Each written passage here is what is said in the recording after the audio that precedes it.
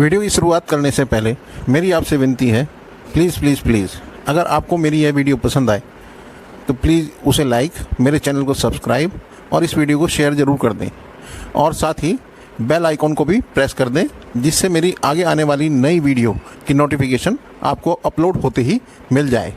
धन्यवाद।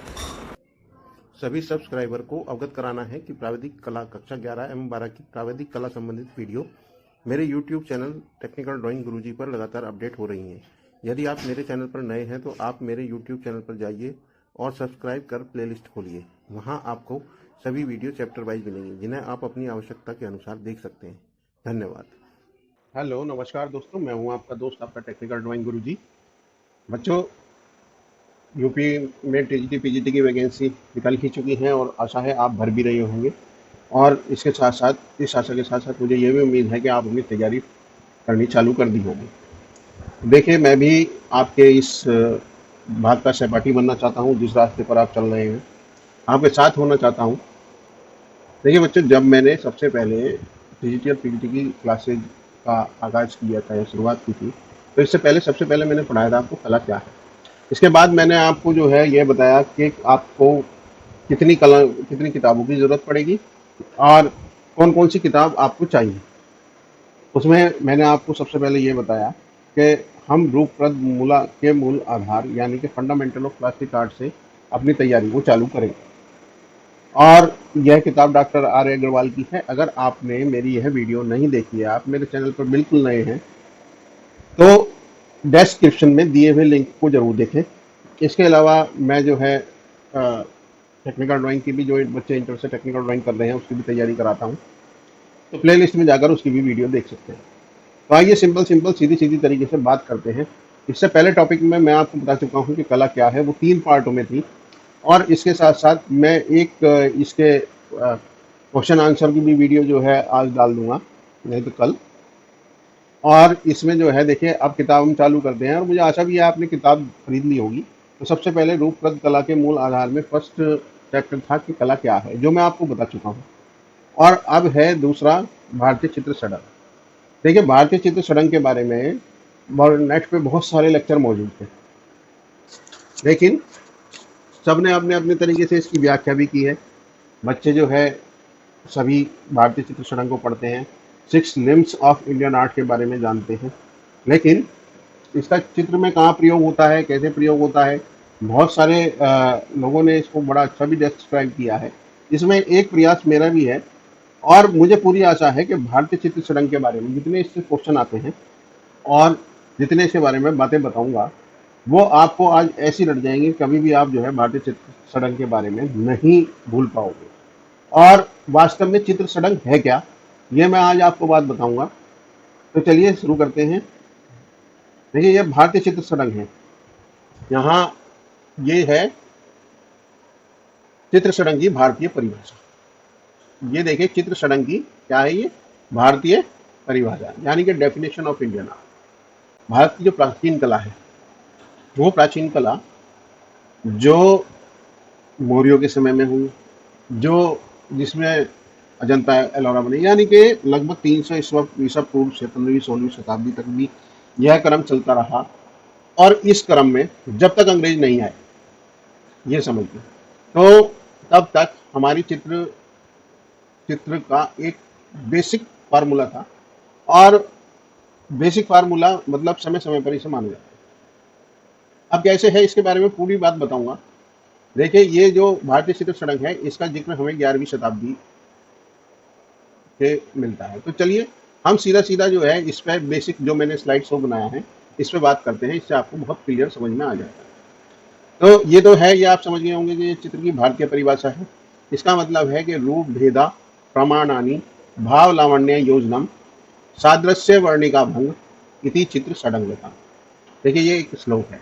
ये आया कहाँ से, कैसे आया, इसके बारे में बताता हूँ। सबसे पहले हम इसका मतलब जान लेते हैं। इसमें लिखा है कि अर्थात जो है, इसका मतलब ये है कि रूप भेद प्रमाण भाव लावण्य की योजना, साथ में सादृश्य और वर्ण भंग, यही चित्र के 6 लक्षण थे। देखिए, भारतीय चित्र की एक सिंपल 2 लाइनों में एक डेफिनेशन है। वो डेफिनेशन ये है कि चित्र के अंदर आपके अगर रूप भेद भाव लावण्य की योजना और सादृश्य वर्णिका भंग अगर आपके चित्र में विद्यमान है तो यह आपका चित्र पूरी तरीके से इसे भारतीय चित्र की संज्ञा दी जा सकती है। इसे सिंपल ये समझिए। तो अब हम देखिए दूसरे उस पर चलते हैं। यहाँ तक तो आपके समझ में आ गया होगा। देखिए ये इसके बारे में मैं आपको और क्लियर कर दूं। ये तो इतना तो समझ में आ गया होगा। अब इसके बारे में जान लेते हैं कि इसकी उत्पत्ति कैसे हुई और कहाँ हुई। तो यहाँ पर है कि रूप भेदा प्रमाणानि भाव लावण्य योजनम सादृश्य वर्णिका भंग इति चित्र सडंगिकम। इसके बाद यही श्लोक हमने पिछली स्लाइड में पढ़ा था। देखिए वात्सायन द्वारा लिखित कामसूत्र जो है, वात्सायन विरचित कामसूत्र में वर्णित उपरोक्त श्लोक यानी कि ये वाला श्लोक में आलेख्य है। आलेख्य मैंने पिछली वीडियो में जब कला क्या है उसमें बताया था कि पहले चित्र बनाने की उसको चित्रों को देखो मूर्ति को तो शिल्प कहा जाता था और जो ड्राइंग की जाती थी उसे आलेख्य कहा जाता था यानी कि चित्रकर्म। चित्रकर्म एक प्रोसेस की तरह बना हुआ चित्र उसे चित्रकर्म कहा जाता है। तो दोनों की बातें जो है सिमिलर हैं और आलेख्य और चित्रकर्म एक ही बात है कि 6 अंग रूप भेद प्रमाण भाव लावण्य योजना सादृश्य और वर्णिका भंग को बताया गया। जयपुर दरबार में प्रख्यात विद्वान, देखिए ये बहुत इंपॉर्टेंट क्वेश्चन है, यशोधर पंडित को आप आज जान लीजिए। इसमें से 2 क्वेश्चन आपके जो है निकलते हैं। एक तो जो है कामसूत्र इसने विरचित की या कामसूत्र के लेखक कौन थे। आप नोट कर लीजिए पहला सवाल कि कामसूत्र के लेखक कौन है। ये महर्षि हैं वात्सायन। और इसके बाद ये जो यशोधर पंडित ने कामसूत्र की टीका के रूप में यानी कि टीका मतलब एक तरीके की कमेंट्री, किसी चीज को पढ़कर उसके गुण दोष की व्याख्या करना टीका कहलाता है। टीका टिप्पणी कहते हैं ना, टीका टिप्पणी कमेंट्स। तो यशोधर पंडित ने कामसूत्र की टीका के रूप में जय मंगला नामक ग्रंथ की रचना की थी। ये बहुत इंपॉर्टेंट है। जय मंगला क्वेश्चन बिल्कुल अपने अपने आप आता है कि इसमें से 3 क्वेश्चन हमारे बनते हैं। देखिए पहला क्वेश्चन तो आपका ये हो गया कि कामसूत्र किसके द्वारा लिखित है।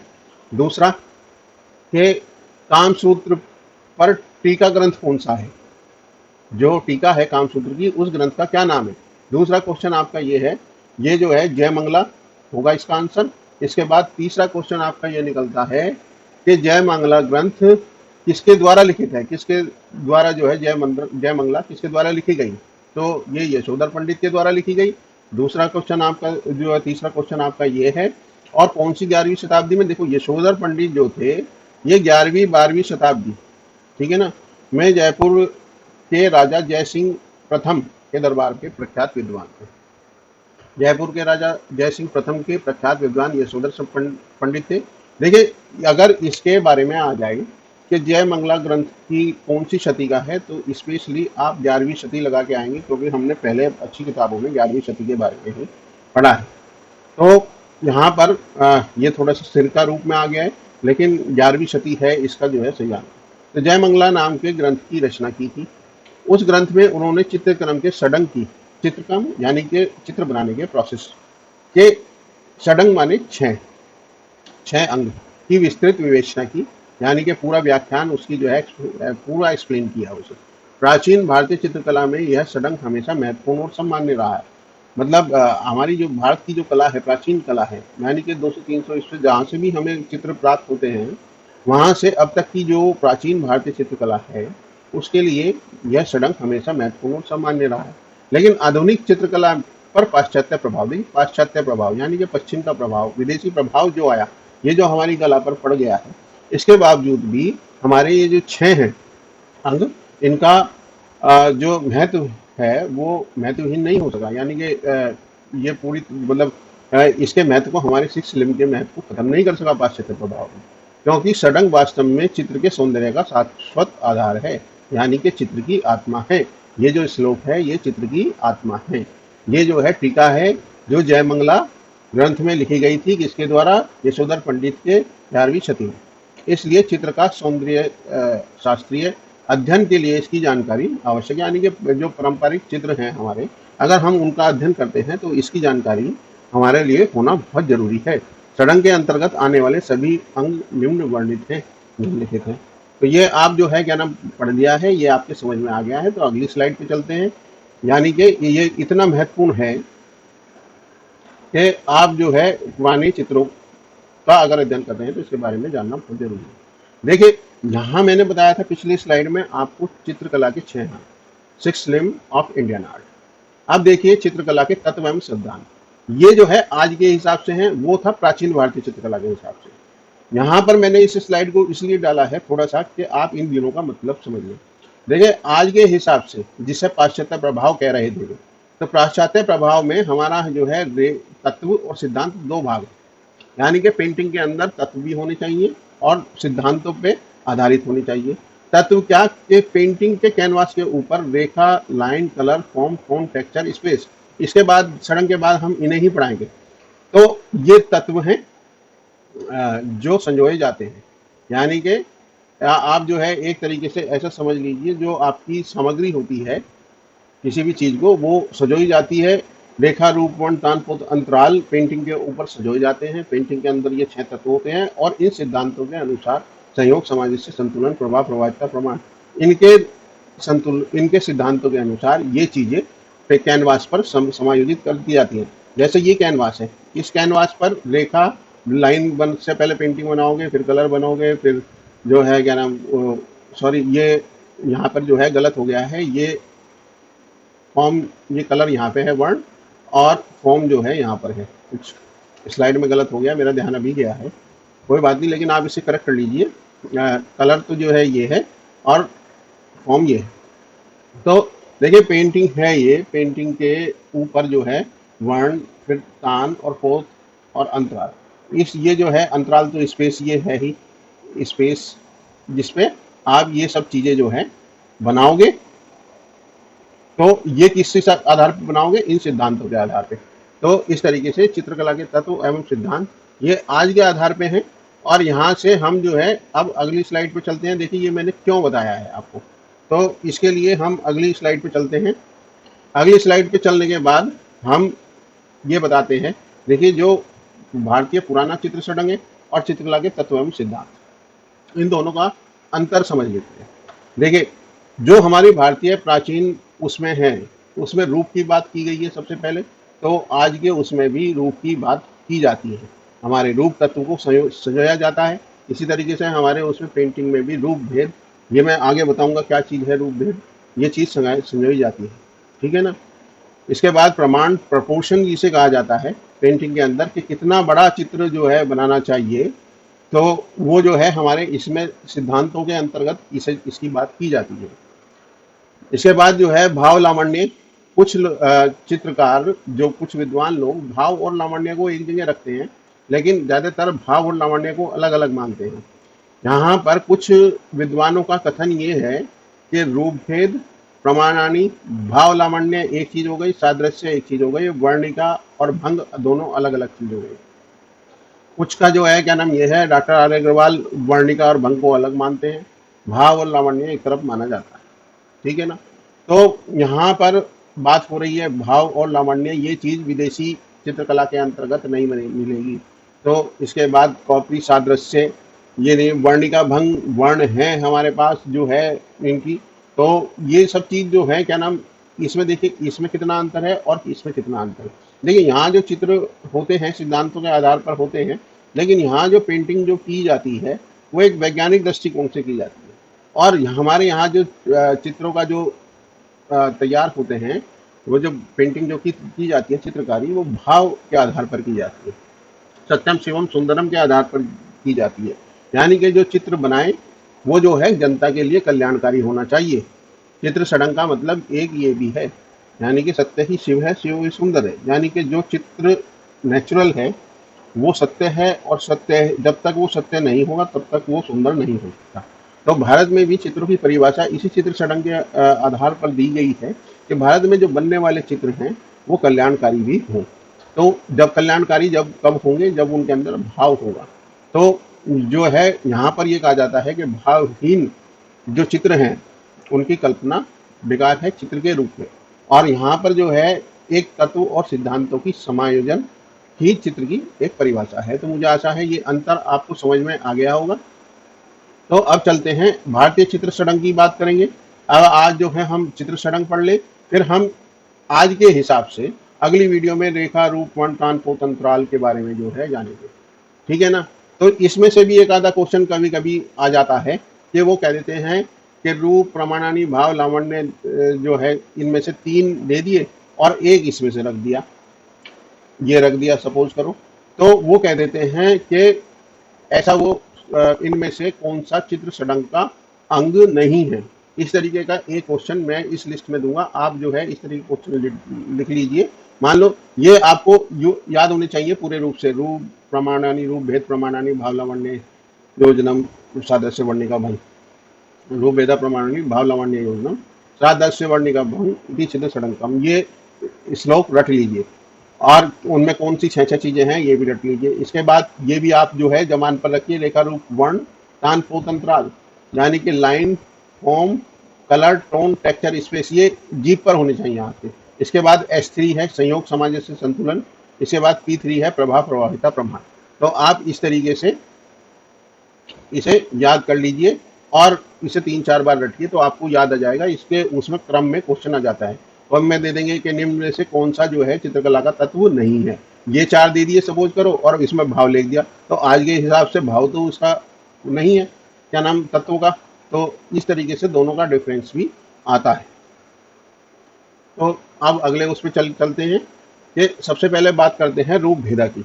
देखिए रूप भेद क्या है। किसी भी चित्र में उसके चारित्रिक कैरेक्टरिस्टिक जो होती है उसके लक्षणों के आधार पर चित्र को, रूप को अलग करना। यानी कि रूप का मतलब तो आप फॉर्म से समझ ही रहे होंगे। फॉर्म का मतलब आप ये सीख लीजिए कि जो आज के हिसाब से समझाता हूँ, समझ में आ जाएगा। मान लो पेंटिंग स्पेस है, इस पर आप जो है कोई चित्र बनाएंगे, ये चित्र आपने जो है बना दिया, तो ये चित्र जो है एक तरीके का रूप होगा। ये किससे बनाया है हमने, देखा हूँ दोबारा। जब हम कलर के द्वारा बनाएंगे तो वो भी रूप होगा, वर्ण के, जिसे वर्ण कहा जाता है, कलर के द्वारा बनाएंगे तो वो भी रूप होगा, टोन के हिसाब से बनाएंगे वो भी रूप होगा, टेक्सचर के हिसाब से बनाएंगे वो भी रूप होगा। मतलब मेरी स्थिति ये कहने की है कि देखिए कि अगर ये जो है ये स्पेस है, इस पर केवल एक ही रंग है, तो ये भी वर्ण द्वारा रूप का निर्माण हुआ है। स्पेस सुनने जरूर लग रहा है, तो इसलिए ये भी एक रूप है। ये आगे आपकी समझ में आएगा। तो यहां पर बात कर रहे थे हम रूप भेद की। तो इसी तरीके से रूप भेद यानी कि चित्र में, हमारी भारतीय परंपरा में जो चित्र बनाए जाते थे, तो चित्र का जो लक्षण होता था उसके चारित्रिक लक्षणों के अनुसार रूप भेद किया जाता था, जिससे पेंटिंग के अंदर प्रभाव उत्पन्न किया जा सके। अब जैसे यहाँ पर देखिए, ये अजंता का चित्र है, बोधिसत्व प्रथम पाणी।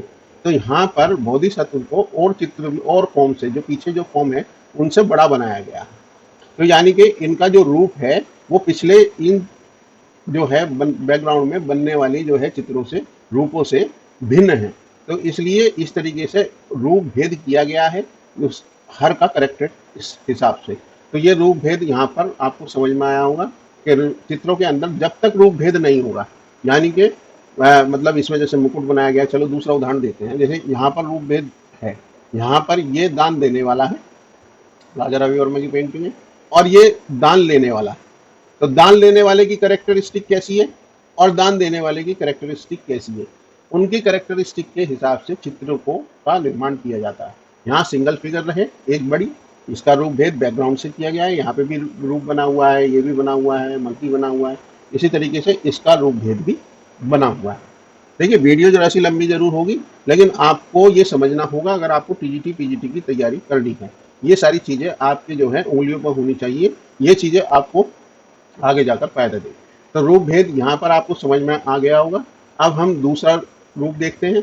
देखिए रूप भेद को इसलिए भी कहा जाता है कि किसी चित्र के अंदर देखिए बहुत सारी फिगर है, ये देखिए कितनी सारी फिगर है यहाँ पर। अब अगर हम सभी को एक से कपड़े पहना दें और जो है सभी को, कोई वैद्य होगा इसमें, कोई दरबारी होगा, कोई आम मनुष्य होगा, कोई कुछ होगा, तो सबके जो है क्या नाम, उनके कोई गाड़ीवान होगा, कोई पंडित होगा, सबके चित्र अलग अलग हैं उनकी चारित्रिक विशेषताओं के अनुसार। अब देखिए ये राजा बीच में बनाया गया है, बिल्कुल एकदम पता लग रहा है कि ये राजा है इस चित्र का। तो ये क्या किया गया है, सभी चित्रों के अनुसार रूप भेद उसकी चारित्रिक लक्षणों के अनुसार किया गया। तो इसी तरीके से एक रूप भेद का उदाहरण ये भी देखिए। देखिए यहाँ पर जो है भगवान बुद्ध के चित्र को इससे बड़ा बनाया गया है। यह उस समय का चित्र है जब भगवान बुद्ध जो है माया देवी से भिक्षा मांगने आए थे। तो उन्होंने जो है भगवान बुद्ध इस समय ज्ञान प्राप्त की जा चुके थे। तो ज्ञान प्राप्त कर चुके थे, तो इस समय इनकी उस स्थिति को, उनका चारित्रिक वो लक्षण कैसे दर्शाएं। अगर ये भी बराबर बना दें, ये देखिए आर्टिस्टों की सोच देखिए, अगर दोनों चित्र बराबर बना दे तो ये कैसे पता चलेगा कौन महान है। तो चित्र के उसके गुण और लक्षण के अनुसार चित्रकार ने रूप भेद में क्या किया कि भगवान बुद्ध के चित्र को बड़ा बनाया, यानी कि इस समय ये जो है भगवान हो चुके थे। तो इस तरीके से ये जो है रूप का भेद करने का एक तरीका ये भी दिया है। यहाँ तो देखिए सिमिलर फिगर में रूप भेद किया गया, यहाँ इसी तरीके से भगवान दर्शाने की वजह से इसको बड़ा किया है।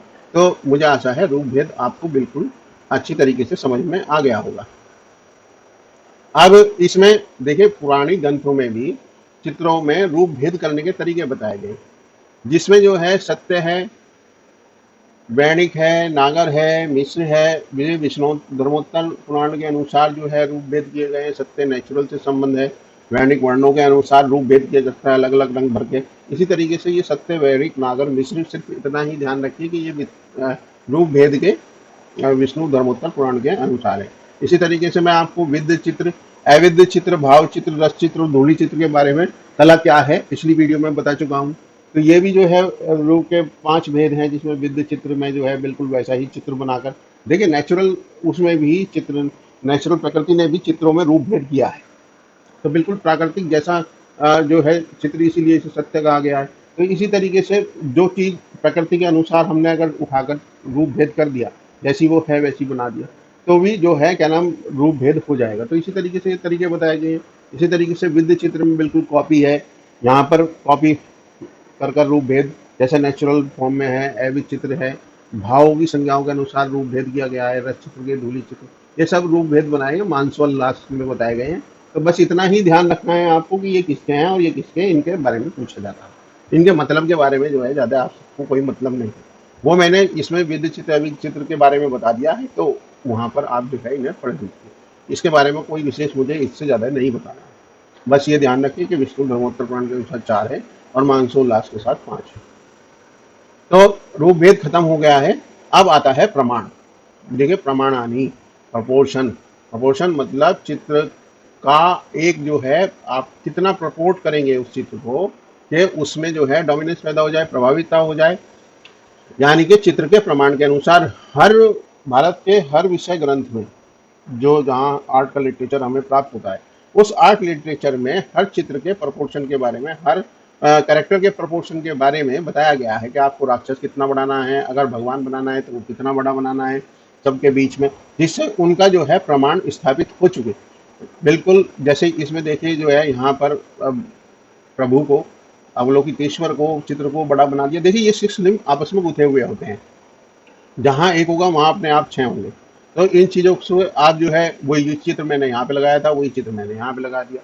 अब इनका प्रपोर्शन बड़ा बना दिया। प्रपोर्शन का एक संबंध आप इस तरीके भी समझिए कि मान लो हमारे पे 3 पेंटिंग हैं। देखिए प्रपोर्शन का मतलब समझिए, ये 3 ड्राइंग शीट हैं सपोज करो। एक पे छोटा सा मैंने चित्र बनाया, एक पे जो है बहुत बड़ा चित्र बना दिया जो बिल्कुल यूं मिलता हुआ, और एक पे मैंने प्रपोर्शन के अनुसार इतना बड़ा चित्र बना दिया। तो आपको तीनों में कौन सा चित्र बढ़िया लगेगा? ना तो ज़्यादा छोटा लगेगा बड़ा, ना ज़्यादा बड़ा लगेगा। एक प्रपोर्शन के अकॉर्डिंग जो चित्र होगा वो बढ़िया लगेगा। तो इसे कहते हैं एक तरीके से प्रमाण। लेकिन आप ये कहेंगे इसमें भगवान बुद्ध का चित्र तो बहुत बड़ा बना हुआ है।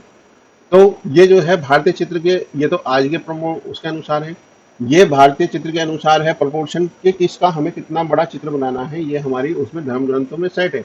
इसके अलावा प्रपोर्शन जो प्रमाण है वो डोमिनेंस के लिए भी जो है क्या नाम हमारे यूज होता है। देखिए ये जो चित्र भगवान जी का जो बना हुआ है, इस पर हमारी नज़र सबसे पहले जा रही है। तो इसको इतनी प्रामाणिकता दी गई है कि वो चित्र का जो मोटिव है आपको समझाने की कोशिश कर रहा है। इसी तरह से चित्रों में अलग अलग मोटिविटी के अनुसार उनमें प्रमाण दिया जाता है कि हमें पहला इसको प्रमाण के अनुसार बनाना है, इसको किस प्रमाण के अनुसार बनाना है, इसको किस प्रमाण के अनुसार बनाना है। जब देखिए ये चित्र में राक्षस जो है ये बड़ा बनाया हुआ है, तो क्या क्यों बनाया हुआ है कि ताकि राक्षस लगे, इसका प्रमाण इसके अनुसार बड़ा है। तो ये हमारी भारतीय चित्र में जो है ताल के हिसाब से जो है क्या नाम दिया जाता था कि कौन कितने ताल का बनेगा। मनुष्य फिगर साधारण बनानी है तो कितनी ताल की बनेगी। प्रभु भगवान बुद्ध की जो है चित्र बनाना है तो कितने ताल का बनेगा। अजंता में जहाँ भगवान बुद्ध बने हुए हैं जितनी भी, वहाँ पे उनकी स्थिति जो है उनके प्रामाणिकता के अनुसार बहुत बड़ी दिखाई गई। और जो है क्या नाम, फिगर्स के अलावा उनको अधिक प्रमाण दिया गया है, उन्हें अधिक प्रपोर्शन दिया गया है। तो मेरे हिसाब से आपको प्रोपोर्शन यानी कि प्रमाण जो है वो समझ में आ गया होगा कि किसी भी चित्र में कि उसका प्रमाण बहुत मायने रखता है और ये उसका आवश्यक अंग है। अब यहाँ पर बड़ा बनाया गया, यहाँ थोड़ा उससे छोटा बनाया गया है। अब रूप भेदा प्रमाणानी तो हो गया। अब इसके बाद चित्र का विशेष लक्षण भाव, यानी कि जो चित्र हमने बनाया है वो क्या भाव पैदा कर रहा है, जिस उद्देश्य से बनाया है वो उद्देश्य से उसके भाव द्वारा प्रतिपूर्ति हो रही है या नहीं हो रही है, ये चित्र में विशेष जो है करता है, मतलब प्रभाव पैदा करता है। इन्हीं भाव, ये भाव जो है रस आधारित होते हैं। हमारे उसमें जो है ग्रंथों में 9 रस बताए गए हैं, आप देख लीजिए, बड़े इंटरनेट पे ढूंढोगे तो बड़े आसान से मिल जाएंगे। विभस रस, रौद्र रस, करुण रस, इस तरीके से करके जो है 9 रस बताए गए हैं। उन्हीं रसों के आधार पर चित्र में भावा अभिव्यक्ति की जाती है। तो ये जो चित्र है, ये देखिए यहाँ पर, फिर मैं इस चित्र का इसलिए उदाहरण ले रहा हूँ, यहाँ पर भगवान बुद्ध का चेहरा देखिए कि क्या भाव पैदा कर रहा है। जैसे संसार का कल्याण होगा, उनकी भाव अभिव्यक्ति किस प्रकार की है। यहाँ देखिए शांत और निश्चल भाव जो है चेहरे पर दर्शाया गया है। ये जो है इमोशनल डिपोजिशन कहलाता है, चित्र के अंदर वो भाव पैदा कर देना कि वो चित्र उसी भाव को गाने लगे जो वो चाहता है।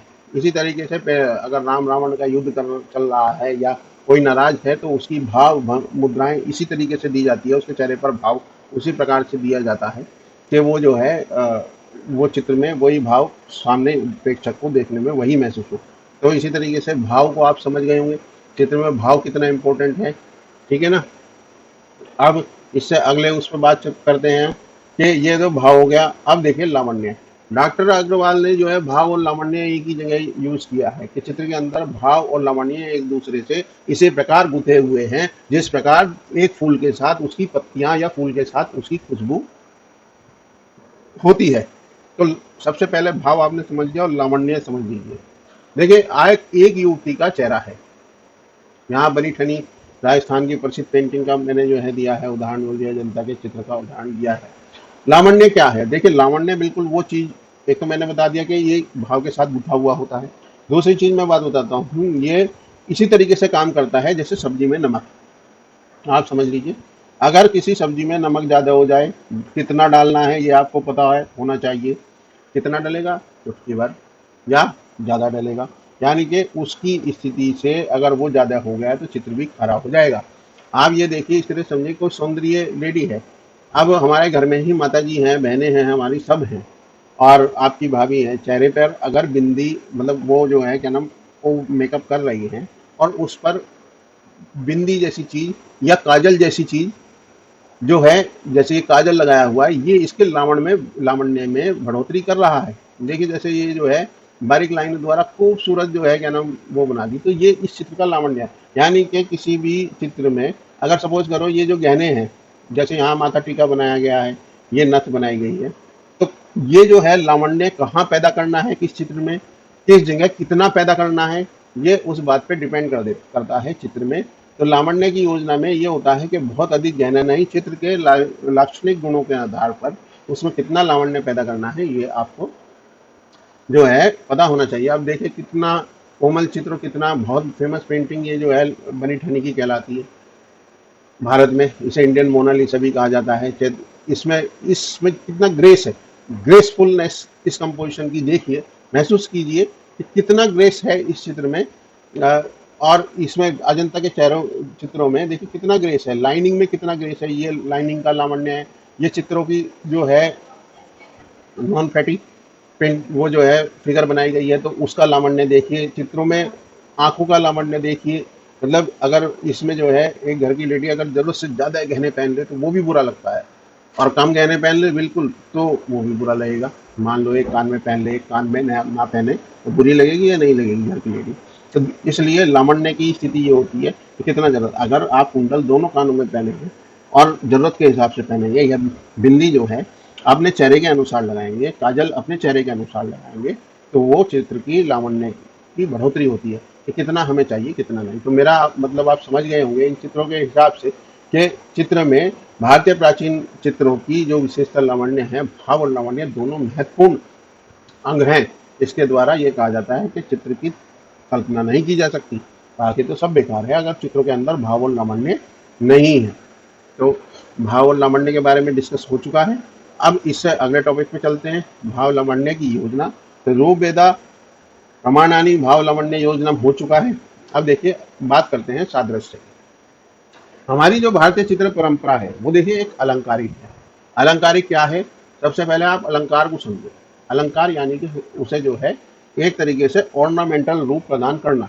देखिए अगर आप ओरिजिनल कमल देखा होगा, आपने बाजार से कभी खरीद के लाए होंगे, तो उसकी जो है ओरिजिनल फिगर किस तरीके की होती है वो आपने देखी होगी। और जब हम पेंटिंग पे बनाते हैं उसका अलंकारिक रूप, तो वो इस तरीके से बनाते हैं, इस तरीके से करके। तो यानी कि ये कल इसका जो है अलंकारिक रूप है, ठीक है ना। तो ये जो है एक तरीके से जो है अलंकार प्रधान नहीं है। दूसरी बात ये है कि हमारे जो आर्टिस्ट थे पुराने वाले, वे जो है इस सादृश्य का बहुत ध्यान है। उन्होंने प्रकृति से ऐसी ऐसी चीजें इकट्ठी की जो सबसे ज्यादा खूबसूरत थी। उन्होंने जो है हर चीज पर स्टडी की, हमारे ड्राइंग वाल के जो है कलाकारों ने, कि संसार में सबसे ज्यादा खूबसूरत कौन क्या चीज है। अब देखिए हाथी के मस्तक का जो रिदम है, जो प्रवाह है, वो दुनिया में सबसे ज्यादा खूबसूरत है।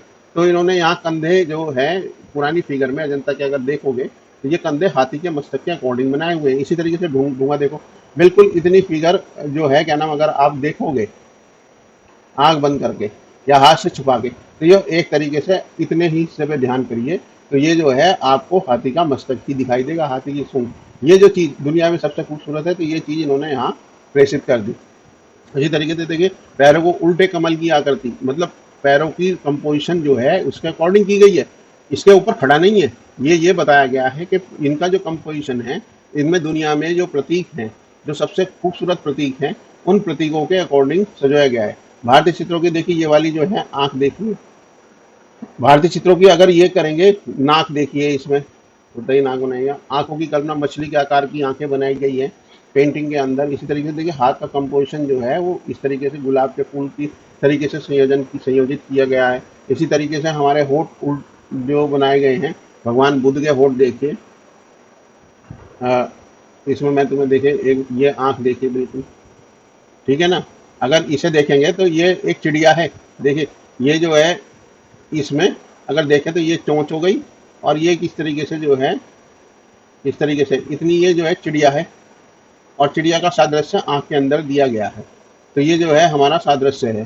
तो भारतीय चित्र के प्रति कहीं ना कहीं से इकट्ठे होते हैं। इसी तरीके से होठों की जो आकृति बनाई गई है वो भी उल्टे कमल के फूल के अनुसार बनाई गई है, कंधे मस्तक के अनुसार बनाए गए हैं। दुनिया में जो सबसे खूबसूरत था, यानी कि लाइनिंग अगर रेखा की बात करें तो सबसे हुस्नुमा लाइन और सबसे ये प्रभावपूर्ण रेखा होती है।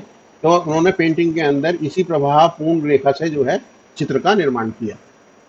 तो ये जो है हमारे इसमें सादृश्य कहलाता है। देखिए आंख का मतलब पूरी फिगर को अगर आप वाचन करोगे, स्टडी करोगे, पुराने अच्छे अच्छे राइटरों की बुक से जो है देखोगे, पढ़ोगे, तो आपको पूरी फिगर, ह्यूमन फिगर जो प्राचीन कलाकारों ने बनाई है, वहाँ उसमें हर अंग में कहीं ना कोई रूप सादृश्य देखने को मिलता है, ठीक है। तो ये जो है ब्यूटी और ग्रेस होता है। इन्हीं के द्वारा एक लक्षण ये हो गया। अब है हमारा अगला वर्णिका भंग, ये चित्र में वर्ण भंग के द्वारा। देखिए ये एक रंग भरा हुआ है। अब ये कहते हैं कि रूप का निर्माण जो है वर्ण से होता है। अब अगर ये है तो ये क्या मजा दे रहा है? कुछ भी नहीं। इसलिए तो अंधेरे में जो है चित्र का अनुभव और समान का अनुभव नहीं होता। लेकिन अगर इसमें रंगों में वर्ण भंग कर दिया जाए, इस रंग को अलग अलग रंगों से तोड़ दिया जाए, तो इसमें नए नए रूपों की कल्पना जो है होने लगेगी। तो इसे वर्ण भंग कहा जाता है। तो ये वर्णिका भंग चित्रों में जब हम कोई चित्र बनाते हैं तो एक फिगर में एक रंग भरा, दूसरे को दूसरा भरा, तीसरे को तीसरा भरा। तो इस तरीके से जो है चित्रों में वर्णिका भंग किया जाता है और 6 सेम्स के उद्देश्य को पूरा किया जाता है। अब देखिए ये ग्रेडेशन कितना अच्छा लग रहा है यहाँ से यहाँ तक। तो ये क्या है, वर्ण को एक रंग को हल्का करते करते उसके वर्ण को भंग कर दिया।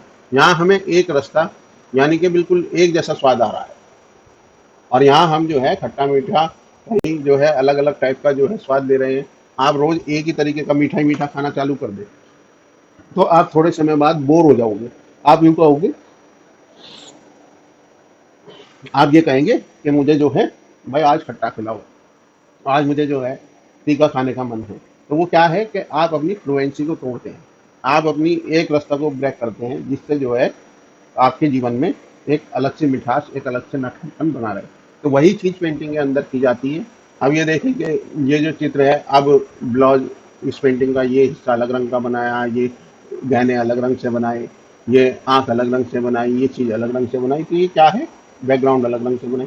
तो ये सब वर्ण भंग है। अब आगे वाली फिगर को इस रंग से बनाया, पीछे वाली फिगर को इस रंग से बनाया, तो ये सब क्या है, वर्ण जो है भंग है। तो इस तरीके से हम लोग जो है पेंटिंग के अंदर वर्ण भंग कर जो है पेंटिंग के 6 लिंग के उद्देश्य को पूरा करते हैं। तो मुझे पूरी आशा है आपको इसका 6 लिंग और प्रपोर्शन आपको समझ में आ गया होगा। भारतीय चित्र षडंग समझ में आ गया होगा। 4 या 5 क्वेश्चन इसमें से बनते हैं, लेकिन 6 लिम्स की आपको पूरी जानकारी होनी चाहिए। 6 लिम्स आगे जब हम सारी कलाएं पढ़ेंगे तो उसमें अपना महत्वपूर्ण स्थान रखती है, उसी से ही आपको पूरी तरीके से समझ में आएगा। तो मुझे आशा है कि भारतीय चित्र षडंग आपको पूरी तरीके से समझ में आ गया होगा, और इससे संबंधित क्वेश्चन, मैं कला क्या है इससे संबंधित क्वेश्चन और भारतीय चित्र षडंग से संबंधित क्वेश्चन अगली वीडियो में आपके सामने प्रेषित करूंगा, जिससे आप तैयारी करते चलें। विश्वास रखिए, बहुत अच्छी तैयारी करेंगे हम और जमकर तैयारी करेंगे। धन्यवाद और शुभकामनाएं।